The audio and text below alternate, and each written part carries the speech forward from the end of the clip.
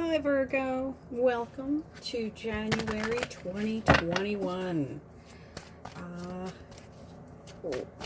Before we get started, if this is your first time here at Secret Garden Tarot, welcome. Everybody is always welcome. If this is not your first time here, well, I got a surprise for you guys. We're going to change things up a little bit. I'm going to do just a traditional Celtic cross.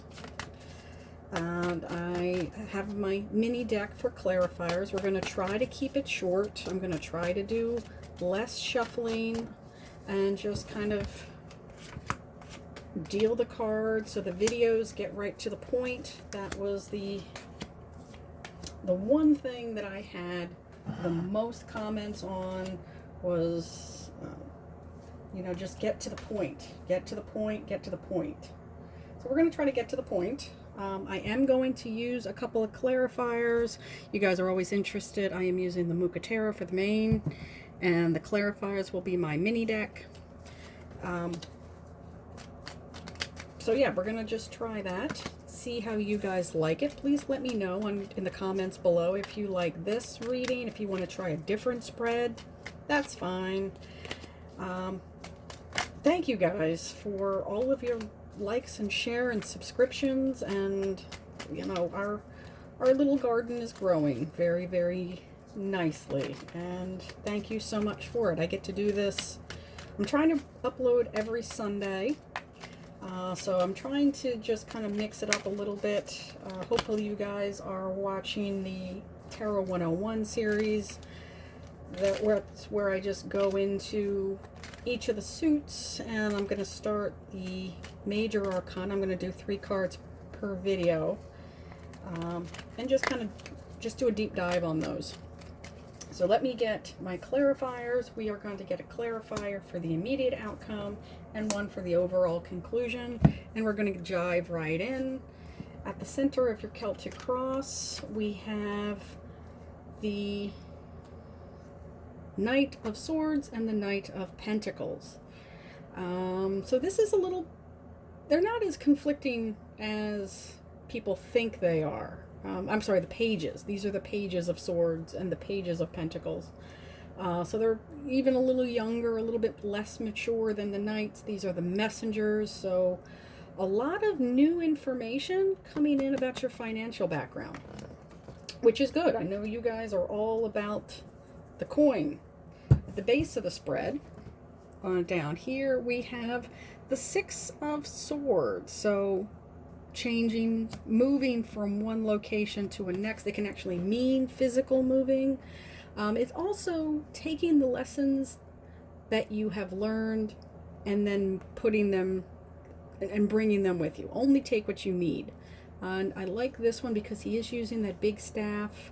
Again, anytime, I've talked about it in the 101 series, anytime you see any of the other elements, like they are in a boat with this big long wooden staff, the swords are there.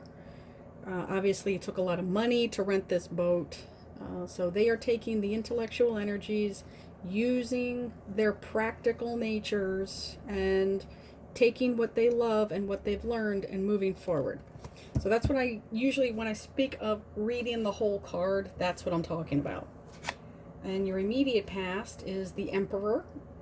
It is the card of Aries. You'll notice the big rams up in the back. So, you are leaving this is, I think, your energy. So you are maybe changing jobs, maybe for something a little bit more esoteric that you were, you maybe were formerly quite successful, and you've decided it's just not fulfilling anymore. At the top of the spread, yeah, this is an ace. New start, new intellectual energy, new communication. I like this. In the near future, we have the 8 of Coins, so something very solidly rooted. For round numbers and even numbers are very stable numbers. So he is hanging on to them. He's made these coins and he wants to keep them. You might be hanging on to them a little too tightly. So let's see what your clarifier is, which is strength. Okay, so yeah, there's a lot of temptation to, use the mantra, it takes money to make money, but he's kind of hanging on to his money. He's hanging on to his coin. He's diversifying. He's using them. He's standing on them. He has them in all different locations. So yeah, he is not.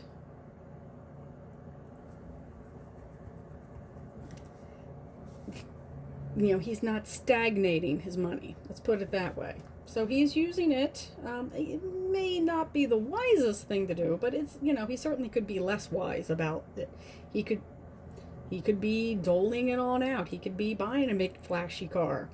And that does take a certain amount of strength. And if you've watched that Tarot 101 series, in this version, she has this little red bird. Birds, at least for me, when I see a bird in a reading, it means wisdom or intelligence.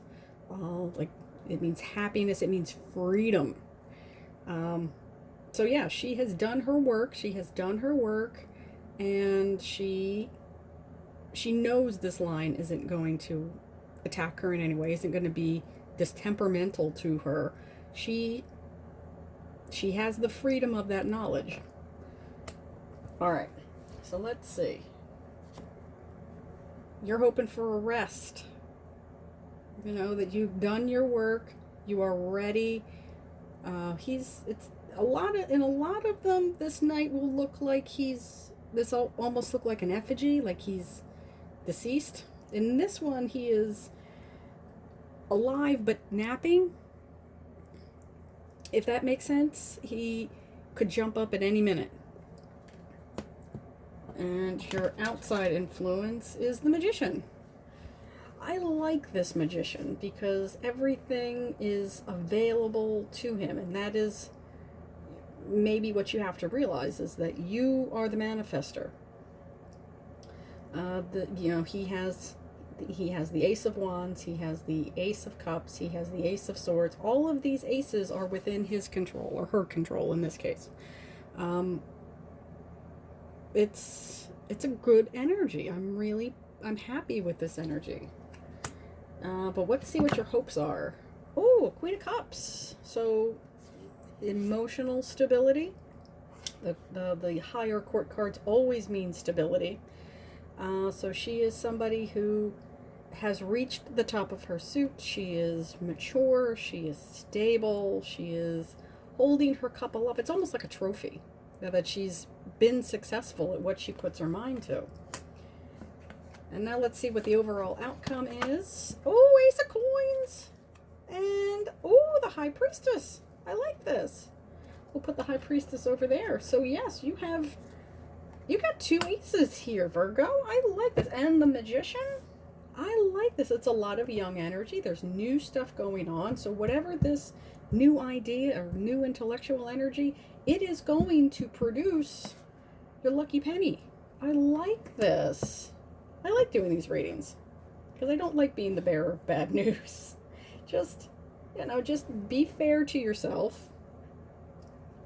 Yeah, you've done a lot of growing. So if this is a new, maybe more esoteric venture, or maybe a little bit more of a risk, I think it's going to be successful. You've got nice new energy here. I like this. It's going to take some work, and it's going to take a lot of intelligence, which I know you guys always have. Virgos are really sharp people.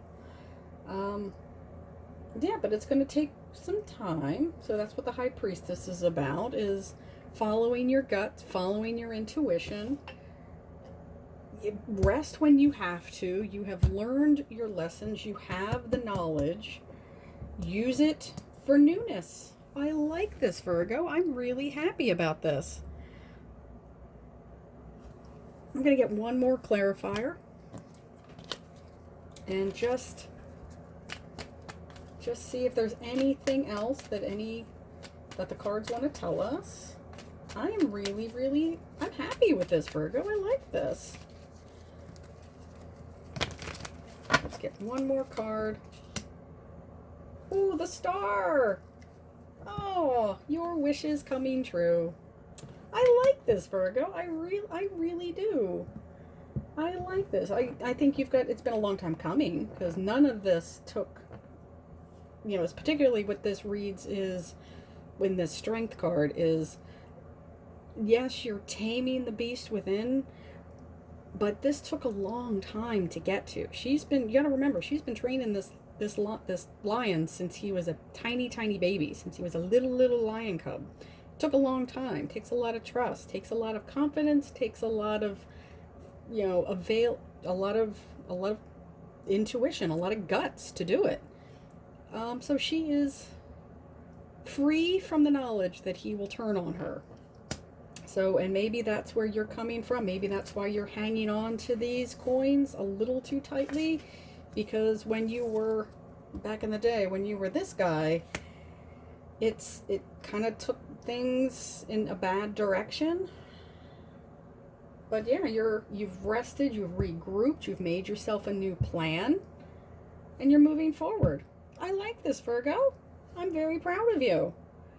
I'll see you next time. I'll see you in February. Bye, family.